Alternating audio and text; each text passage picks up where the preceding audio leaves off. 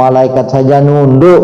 La yatakallamuna illa man azina lahu rahman wa qala sawaba. Tidak ada yang berani mengangkat kepalanya sedikit pun di saat itu. Malaikat yang paling besar sekalipun malu menengadahkan kepalanya untuk melihat wajahnya Allah. Sehebat apapun terus kita gagah-gagah di dunia ini meninggalkan syariat, mengatakan diri kita ini sok dekat dengan Allah, hati kita lupa kepada pertemuan kita dengan Allah Subhanahu wa taala nanti di yaumil mahsyar. Inna nasinakum, maka sekarang saya akan lupakan kamu. Wazuqul azab, dan kamu rasakan ini azab. Khuldi yang kekal bima kuntum ta'malun, akibat daripada perbuatan kamu itu yang sok makrifat kepadaku. Innama yu'minu bi ayatina alladzina idza dzukiru biha kharru sujjadan wa sabbahu bihamdi rabbihim wa hum la yastakbirun. Ini ayat ini namanya ayat sajadah atau sujud tilawah di sini.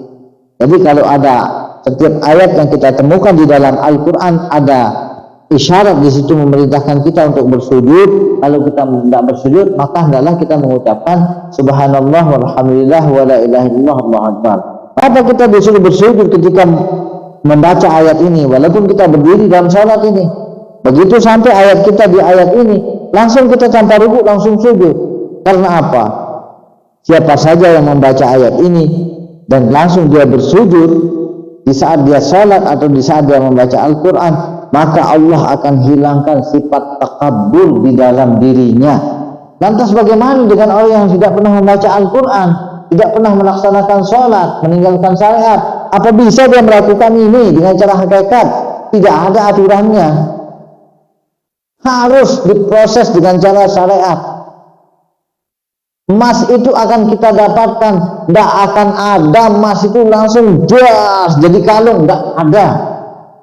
Prosesnya itu perlu digelondong dulu dari batu, dari pasir, dari tanah, percampuran digelondong dulu berhari-hari, baru dia akan berbentuk menjadi butiran-butiran emas. Dari butiran emas ini dibakar lagi, kemudian baru dibentuk menjadi kaitan karet, kaitan rantik, kalung, anting dan lain sebagainya.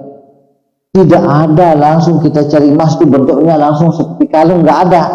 Begitu juga dengan agama ini, agama akan wujud dalam diri kita dengan proses syariat dulu, harus dengan proses syariat. Maka barang siapa yang membaca ayat ini kemudian dia bersujud, Allah akan cabut dalam dirinya itu sifat-sifat takabur yang bunyinya innama yu'minu, sungguhnya orang yang beriman bi ayatina dengan ayat-ayat kami, allazi, yaitu orang yang idza dzukiru, apabila mereka diingatkan biha dengan ayat-ayat kami, kharru, mereka langsung tersungkur, sujadan, dan langsung bersujud, wasabbahu, dan mengucapkan tasbih, memuji Allah. Jadi tasbih itu bukan ucapan iblis, bukan ucapan Azazil. Kami kan memuji Azazil itu sombong, iblis itu sombong. Ini adalah ciri-ciri orang yang betul-betul beriman, karena sudah dijelaskan dalam ayat sajadah ini, sesungguhnya orang yang beriman itu kepada ayat-ayat kami dengan perintah kami, yaitu orang yang apabila disebutkan tentang kuasaan kami, kharru sujadan, mereka langsung tersungkur dan bersujud, wasabbahu, dan bertasbih, memujiku, mensucikan aku, bihamdihi, bihamdi rabbihim, dengan memuji Tuhan mereka, wahum la yastakbirun, dan mereka tidak termasuk ke dalam golongan orang-orang yang sombong. Siapa yang sombong? Iblis. Terus bagaimana kalau kita meninggalkan syariat? Apa sempat kita bersujud kepada Allah